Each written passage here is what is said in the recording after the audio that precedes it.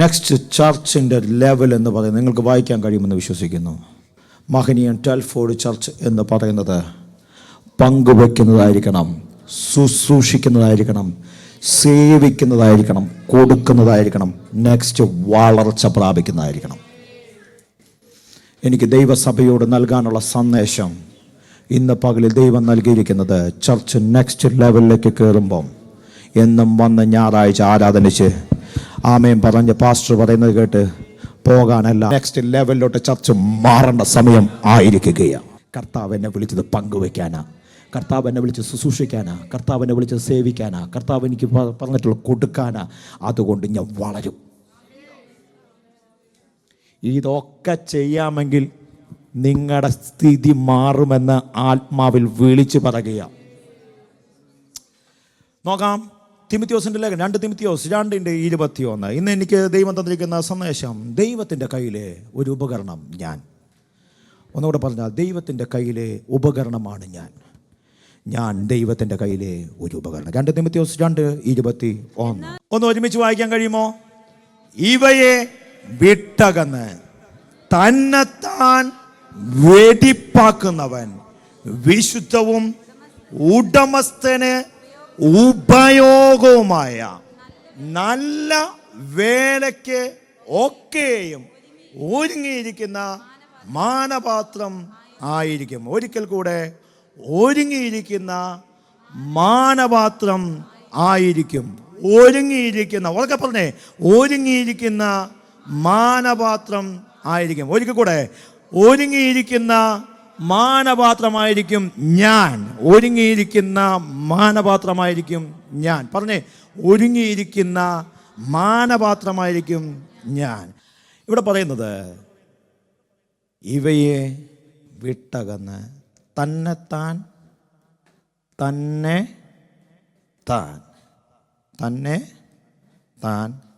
എന്ത് ചെയ്യണം? വെടിപ്പാക്കണം. കത്രിമേശ നമ്മുടെ മുമ്പിലുണ്ട്, അതുമായി ചേർത്തങ്ങ് പറയുക. തന്നെത്താൻ ശോധന ചെയ്തിട്ട് വേണം എന്ത് ചെയ്യാൻ? ഇതിൽ നിന്ന് ഭക്ഷിപ്പാൻ. തന്നെത്താൻ ശോധന ചെയ്തിട്ട് വേണം ദൈവസന്നിധിയിലോട്ട് ഇറങ്ങിച്ചെന്നേച്ച് ദൈവത്തോട് പറയണം, അപ്പാ, ഇന്നലകളിൽ എൻ്റെ ജീവിതത്തിനകത്ത് എവിടെയൊക്കെയോ പോരായ്മകൾ സംഭവിച്ചിട്ടുണ്ട്, എവിടെയൊക്കെയോ കളങ്കങ്ങൾ നേരിട്ടിട്ടുണ്ട്, എവിടെയൊക്കെയോ അറിവില്ലായ്മകൾ സംഭവിച്ചിട്ടുണ്ട്, എവിടെയൊക്കെയോ പക്വതയില്ലായ്മകൾ സംഭവിച്ചിട്ടുണ്ട്, ആത്മീക മെച്യൂരിറ്റിയിൽ നിന്ന് ഞങ്ങൾ മാറിപ്പോയിട്ടുണ്ട്. വചനം പറയുന്നു, മായമില്ലാത്ത പാല് കുടിക്കാൻ വാഞ്ചിക്കാൻ, വളരാൻ, ക്രിസ്തുവിൽ ഡേ ബൈ ഡേ വളരാൻ. പക്ഷേ എവിടെയൊക്കെയോ വളർച്ച മുരടിച്ച് ഞങ്ങൾ നിൽക്കുകയാണ്. ഇവയൊക്കെ വിട്ടകുന്നെന്ന് പറയുമ്പോഴത്തേനും അതിൻ്റെ മുമ്പിൽ കുറച്ച് കാര്യങ്ങൾ പറയാനുണ്ട്. ഇവയെ വിട്ടകന്നെന്ന് പറയുമ്പോൾ തന്നെ തിമോത്തിയോസിൻ്റെ ലേഖനം അപ്പോസ്തലനായ പൗലോസ് തിമോത്തിയോസിന് എഴുതുമ്പോൾ തന്നെ 2-ാമത്തെ അധ്യായത്തിൽ പറയുന്നുണ്ട്, മോനെ തിമോത്തിയോസേ, നീ എന്ത് ചെയ്യണം? ശുദ്ധനായിട്ടിരിക്കണം. ഒരിക്കലും നിൻ്റെ അകത്ത് കളങ്കം പാടില്ല. 2, ഈ ശുദ്ധനാകുമ്പോൾ മിക്കവാറും കഷ്ടതയൊക്കെ സഹിക്കേണ്ടി വന്നേക്കാം. പക്ഷെ കഷ്ടത നിന്നെ മുക്കിക്കളയത്തില്ല. പകരം നീ എന്ത് ചെയ്യണം? ശുദ്ധനായി നിന്നോക്കണം. കഷ്ടത വരുമ്പം അവിടെ നിന്ന് മാറിയിട്ട് അശുദ്ധി പോകാനല്ല കർത്താവ് നിന്നെ ശുദ്ധനാക്കിയത്. നീ അവിടെ നിന്ന് ചെയ്യണം, കഷ്ടത വന്നാലും പ്രശ്നം വന്നാലും നീ ശുദ്ധനായിട്ട് തന്നെ നിന്റെ കാലം നിന്നിരിക്കണം. ശുദ്ധനായി കഴിയുമ്പോഴേ അശുദ്ധി വരത്തുള്ളൂ. ഹലോ, അശുദ്ധി നീക്കുമ്പോൾ ആർക്കെങ്കിലും അശുദ്ധിയാണെന്ന് തോന്നാറുണ്ടോ? ഇല്ല.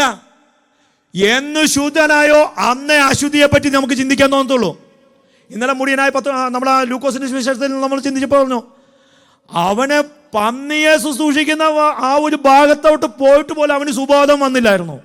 പക്ഷെ അവന് സുബോധം വന്ന ഒരു കാലഘട്ടം കർത്താവ് ഒരു ഗ്രേസ് പീരീഡ് കൊടുത്തായിരുന്നു. ഒരു പക്ഷേ എൻ്റെ ജീവിതത്തിന് അത് ചിലപ്പോൾ ഗ്രേസ് പീരീഡ് കിട്ടണം സാധ്യമല്ല. ഇന്നായിരിക്കാം ഗ്രേസ് പീരീഡ്. ഇന്ന് പകല് ശുദ്ധമാകാൻ മനസ്സുണ്ടെങ്കിൽ കർത്താവ് എന്നെ ഒന്ന് ശുദ്ധനമാക്കണമേ എന്ന് എത്ര പേർ പ്രാർത്ഥിക്കാൻ തയ്യാറുണ്ട്? അവിടെ പറയുന്നു, തിമോത്തിയോസേ, നീ ശുദ്ധനാക്. ശുദ്ധനായി കഴിഞ്ഞാൽ ഒരു പക്ഷേ നിനക്ക് കഷ്ടത സഹിക്കേണ്ടി വന്നേക്കാം. പക്ഷെ ഒരു കാര്യം നീ ശ്രദ്ധയോടെ ചെയ്യണം, വചനം ശരിയായി പഠിപ്പിച്ചോണം. വചനം ശരിയായിട്ട് നീ അങ്ങ് പഠിച്ചോണം. അടുത്തത് പറയുന്നതാണ് ഏറ്റവും എന്നെ സ്വാധീനിച്ചത്, നിന്റെ സ്വാർത്ഥതയിൽ നിന്ന് മാറിയിട്ട് ദൈവത്തിന് വേണ്ടി നീ നിലകൊണ്ടോണം. 2-ാം അധ്യായത്തിലെ ഒരു ഉള്ളടക്കം ഞാൻ പറയുന്നത്, സ്വാർത്ഥതയിൽ നിന്ന് മാറിയിട്ട് ദൈവത്തിന് വേണ്ടി നിൽക്കാൻ. അടുത്തത് പറയുന്നത്, ഇങ്ങനെയൊക്കെ നിന്ന് നീ മുന്നോട്ട് ചലിക്കും. കാരണം നിന്നെ ചലിപ്പിക്കാൻ ദൈവം ഇറങ്ങി വന്നിരിക്കും. ദൈവത്തിന് വേണ്ടി കഷ്ടം സഹിക്കാൻ, ദൈവസന്നിധിയിൽ ശുദ്ധമാകാൻ മനസ്സോടെ ഇരുന്നാൽ, വചനം ശരിയായി പഠിച്ചാൽ ഉറപ്പായിട്ടും നീ വിചാരിക്കാത്ത നിലവിൽ നീ ദൈവത്തിന് വേണ്ടി ജീവിക്കാൻ തുടങ്ങും. ദൈവത്തിന് വേണ്ടി ജീവിക്കാൻ തയ്യാറായ പിന്നെ നീ നിന്ന് കൊടുത്തേച്ചാൽ മതി, വണ്ടി തന്നെ ഓടിക്കോളും. ഇവിടെ പറയുന്നു, ഉടമസ്ഥന് ഉപയോഗവുമായി നല്ല വേലയ്ക്കൊക്കെയും ഒരുങ്ങിയിരിക്കുന്ന മാനപാത്രം. ഒരുങ്ങിയിരിക്കുന്ന, എനിക്ക് ഇന്ന് അടിവരയിട്ട് പറയുവാനുള്ള സന്ദേശം, ഒരുങ്ങിയിരിക്കുന്ന മാനപാത്രം, ഒരുങ്ങിയിരിക്കുന്ന ഉപകരണമാണ് ഞാൻ. നിങ്ങളുടെ വീട്ടിൽ അപ്രതീക്ഷിതമായിട്ട് ഒരു ഗസ്റ്റ് വന്നു. പെട്ടെന്നൊരു ഗസ്റ്റ് വന്നു. അവർ പോകാൻ ധൃതി വെച്ച് നിൽക്കുക. അന്നേരം തട്ടുമ്പുറത്ത് ഉപയോഗിക്കാതിരുന്ന പാത്രമൊക്കെ എടുത്തുകൊണ്ടൊന്ന് കഴുകി വെടിപ്പാക്കി ചായ വെക്കാൻ നോക്കൂ. എത്രയും ക്യുക്കായിട്ട് പാത്രം ഏതാണോ കിട്ടുന്നത് ആദ്യം എടുത്ത് പെട്ടെന്ന് ഓവനകത്തോട്ട് കയറ്റി വെച്ച് ചായ ഉണ്ടാക്കി ടക്ക്, 1/2 മിനിറ്റ് കൊണ്ട് സംഭവം ചായ വെള്ളപ്പുറത്ത് റെഡിയാ. ചെയ്യോ ഇല്ലയോ? ഇതിനെയാ ഒരുങ്ങിയിരിക്കുന്ന മാനപാത്രം എന്ന് പറയുന്നത്. ദൈവം നിന്നെ വിളിച്ചറിയിക്കുന്നത് ഈ വചനത്തിനകത്ത് നിൽക്കാനാണെങ്കിൽ, ഈ വചനത്തിനകത്ത് ഉറച്ചു നിൽക്കുന്ന നിന്നെ നോക്കിയ കർത്താവ് പറയുന്നത് ഇതൊരു മാനപാത്രമാണെന്ന്. നിന്നെ നോക്കിയ കർത്താവിന് പറയാനുള്ളത്, നല്ലവനും വിശ്വസ്തനുമായ ദാസനെ നീ വരിക എന്നുള്ള പേര് വിളിക്ക് കാരണമായി മാറുന്നത്. എത്ര പേർക്ക് ഹൃദയത്തിനകത്തേക്ക് അത് കയറിയെന്ന് എനിക്കറിയത്തില്ല.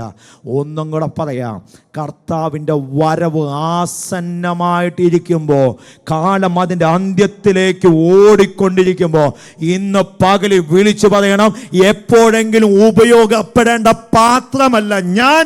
ഇന്ന് പകൽ കർത്താവ് വന്ന് എന്നെ ഉപയോഗിക്കുന്ന, എന്നെ ചൂസ് ചെയ്യുന്ന ഒരു പാത്രമാണെന്ന് വിളിച്ചു പറയാ.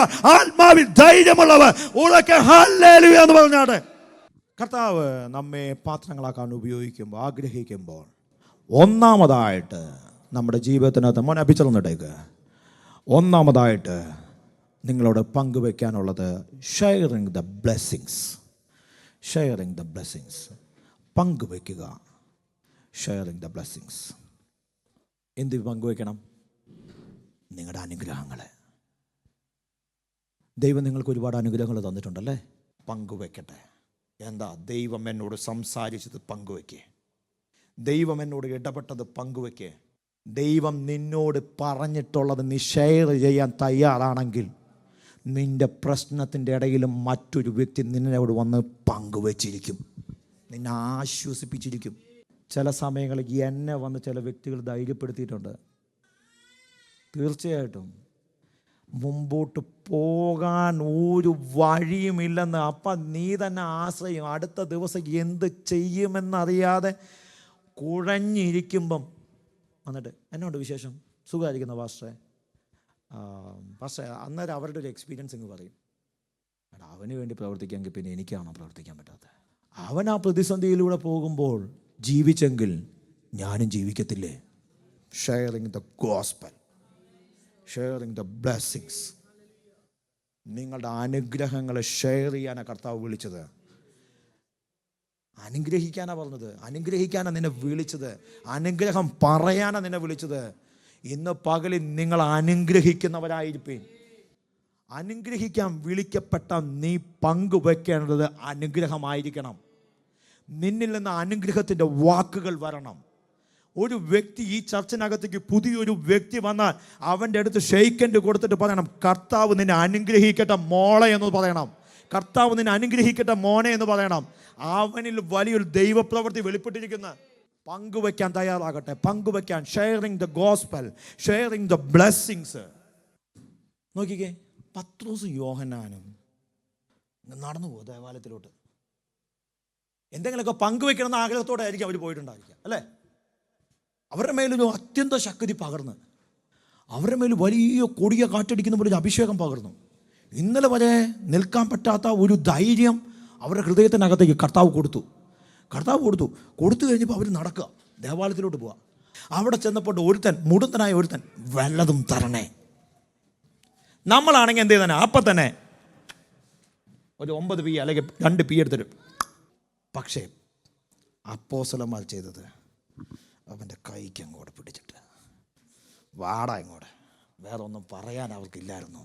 അവർ ചെയ്തത് ദൈവം അവർക്ക് ദാനമായി നൽകിയ പരിശുദ്ധാത്മാവിൻ്റെ ആ വിടുതലിനെ അവനിലേക്ക് ഒന്ന് കൈമാറി. വെള്ളിയും പൊന്നൊന്നും എനിക്കില്ല കുഞ്ഞെ. നിന്റെ ഭാവിയെ സുരക്ഷിതമാക്കാൻ എൻ്റെ കരത്തിൽ ഒന്നും തരാൻ ഇല്ല. ആകെയുള്ളത് എനിക്ക് ദൈവത്തിൻ്റെ ശക്തിയേ ഉള്ളൂ. അത് നിന്നിലേക്ക് ഞാൻ കൈമാറുകയാടാ. ഇതൊന്ന് പങ്കുവെക്കാൻ എത്ര പേർ ഈ സഭയ്ക്കകത്തുണ്ട്? ഇതൊന്ന് ഷെയർ ചെയ്യാൻ എത്ര പേർ ധൈര്യം എടുക്കുന്നുണ്ട് ഇന്ന് പകലിൽ നീ പറയേണ്ട വെളിപ്പാടിനെ പ്രാർത്ഥിക്കുന്നുണ്ടെന്ന് പറഞ്ഞാൽ പോലും അതിനകത്ത് ദൈവം ഒരു പ്രവൃത്തി അയക്കുമെന്ന് വിശ്വസിച്ചുകൊണ്ട് നീ പറയാൻ തയ്യാറാണെങ്കിൽ, നീ പങ്കുവെക്കാൻ തയ്യാറാണെങ്കിൽ, അതിനകത്ത് ദൈവിക വിടുതൽ ഇറങ്ങി വന്നിരിക്കുമെന്ന് അവിടെ പറയുന്നത്. എല്ലാവരും കൂടെ നോക്കി വെച്ച്, എടാ ഇവനല്ലേ അല്പം മുമ്പ് വരെ അവിടെ നിന്നൊരു അമ്മാവെല്ലാം തരണമെന്ന് ചോദിച്ചത്? ആണോ? അതെ. എങ്ങനെയാ സൗഖ്യം പ്രാപിച്ചേ? ഒറ്റ പദേ പറഞ്ഞുള്ളൂ, എനിക്കുള്ളത് നിനക്ക് തരാം. ഇന്ന് പകല് ദൈവത്തിന് നിങ്ങളോട് പറയാനുള്ള സന്ദേശം, എൻ്റെ കയ്യിൽ നിറഞ്ഞു നിൽക്കുന്ന കൃപയെ നിന്റെ കരത്തിലോട്ട് തരികയാ. എൻ്റെ കയ്യിൽ നിറഞ്ഞു നിൽക്കുന്ന പരിശുദ്ധാത്മാവെന്ന കാര്യസ്ഥനം നിന്നിലേക്ക് പകരുകയാ. ഇന്ന് പകല് അത് റിസീവ് ചെയ്യാൻ തയ്യാറാണെങ്കിൽ നിന്റെ സ്ഥിതിയെ കർത്താവ് മാറ്റുന്നത്, നിന്റെ മുടന്തിനെ കർത്താവ് മാറ്റുന്നത്. ഇന്ന് പകല് നിനക്കുള്ളതിനെ ഷെയർ ചെയ്യാൻ തയ്യാറാകട്ടെ. അടുത്ത ഭാഗം എന്ന് പറയുന്നത് ഷെയറിങ് ദ ബ്ലെസ്സിങ്സ്. അടുത്തത് വർക്കിംഗ് വിത്ത് ലവ്. സ്നേഹത്തിൽ പ്രവർത്തിക്കുക, സ്നേഹത്തിൽ പ്രവർത്തിക്കുക അല്ലെങ്കിൽ ശുശ്രൂഷിക്കുക. Working with love. കൊലോസ്യ ലേഖനം 3:23 പറയുന്നുണ്ട്, നിങ്ങൾ ചെയ്യുന്നതൊക്കെയും മനുഷ്യർക്ക് എന്നല്ല കർത്താവിന് എന്ന പോലെ മനസ്സോടെ ചെയ്യുവേൻ. നമ്മുടെയൊക്കെ പദം ബുദ്ധിമുട്ടെന്ന് വെച്ച് കഴിഞ്ഞാൽ വാക്യം ക്ലിയറായിട്ട് എല്ലാ പാസ്റ്റർമാർ, ഞങ്ങളുടെയും കൂടെ പ്രശ്നമുണ്ട്, നമ്മൾ വാക്യം ഷോർട്ടാക്കിയിട്ട് അങ്ങ് പറയും. വായിച്ചേ, നിങ്ങൾ ചെയ്യുന്നതൊക്കെയും മനുഷ്യർക്കെന്നല്ല കർത്താവിന് എന്ന പോലെ മനസ്സോടെ ചെയ്യുവിൻ. ചോദ്യം, എന്നാ വെള്ളം കൊണ്ടുവച്ച് മോനാണോ? ഓക്കെ. ഇവൾ ഈ വെള്ളം കൊണ്ടുവച്ചത് എനിക്ക് കുടിക്കാനാ. ക്ലിയർ ആണോ? യെസ്. അവളിത് ചെയ്യുമ്പം എങ്ങനെ ചെയ്യണമെന്ന്? മനസ്സോടെ. അതങ്ങ് ഹൃദയത്തിനകത്തോട് കയറട്ടെ. ഓർക്കെ പറ, മനസ്സോടെ. ചർച്ചിനകത്ത് വന്ന് കഞ്ഞി കുടിക്കാനിരിക്കുമ്പം എന്ത് ചെയ്യണം? മനസ്സോടെ പോയി എന്ത് ചെയ്യണം? വിളമ്പണം. എന്നിട്ട് മനസ്സോടെ എന്ത് ചെയ്യണം? കൊണ്ടുവരണം. എന്നിട്ട് മനസ്സോടെ അതെന്ത് ക്ലീൻ ചെയ്യണം. നിന്റെ അകത്ത് സ്നേഹം ഉണ്ടെങ്കിൽ വന്നേച്ച് ഈ തുണി മടങ്ങി കിടന്നാൽ പോലും അത് ക്ലിയർ ആക്കിയിട്ടിരിക്കും.